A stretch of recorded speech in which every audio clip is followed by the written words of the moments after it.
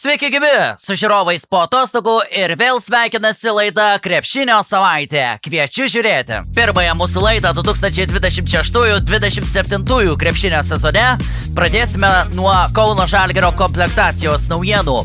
Žalgiriečiai stiprina priekinę liniją dar vienu naujoku. Lietuvos čempionai pagal formulę 1+1 sudarė sutartį su 26 metų, 2,8 m ūgio vidurio puolėju Karodriči Akobundu Egogu. Šią vasarą krepšininkas buvo pasirašęs sutartį su Liublianos C9 Olimpija.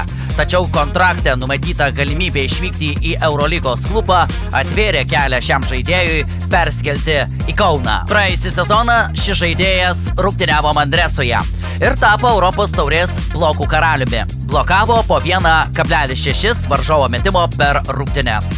Savo gebėjimus, saugant baudos aikštelę, jis demonstravo ir ACB pirmenybėse, kur pagal blokuotus metimus užėmė 3. vietą. Nenumalomai artėjant 2026-2027 Eurolygos kovoms paskelbtas ir šio turnyro tvarkaraštis. Kauno Žalgiris pirmasis rungtynes šiame turnyre žais rugsėjo 24 išvykoje su Belgrado Cervena Zvezda ekipa.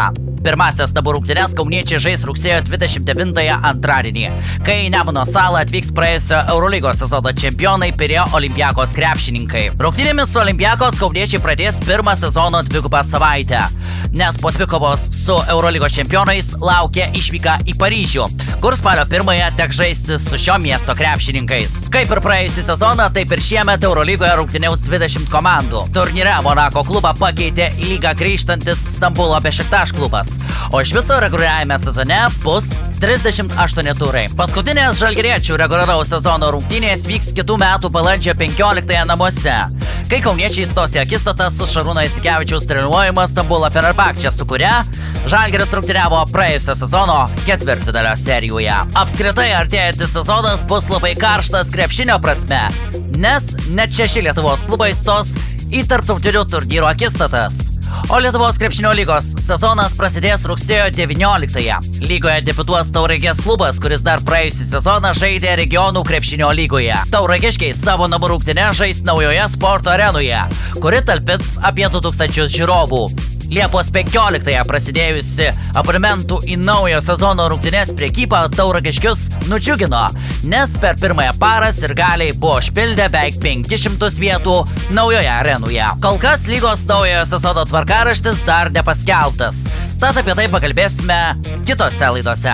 Jau šio mėnesio pabaigoje Lietuvos nacionalinė krepšinio rinktinė stos į labai svarbias dvikovas pasaulio taurės atrankoje. Rugpjūčio 10-ąją Birštone prasidės stovykla, kurioje laukiama gausybės naujų žaidėjų, tarp kurių ir po 2 metų pertraukos kvietimo sulaukęs veteranas Donatas Motiejūnas. O rinktinės sudėtis šiame atrankos lange bus stipriai pasikeitusi. Portalo 15 min žurnalisto Roko Pakėno žiniomis iš buvusios sudėties kvietimus į pirmąjį antrojo planetos pirmenybių atrankos langą yra priėmę 5 žaidėjai, kurie žaidė Liepos pradžioje Bolonijoje. Jau rugpjūčio 28-ąją Stambule laukia rungtynės su dar nepralaimėjusia Turkija, o po 3 dienų mūšis Vilniuje su Bosnija ir Hercegovina. Šiandien viskas, aš jau atsisveikinu, tai buvo pirmoji šio sezono krepšinio savaitė. Susitiksime jau kitą kartą.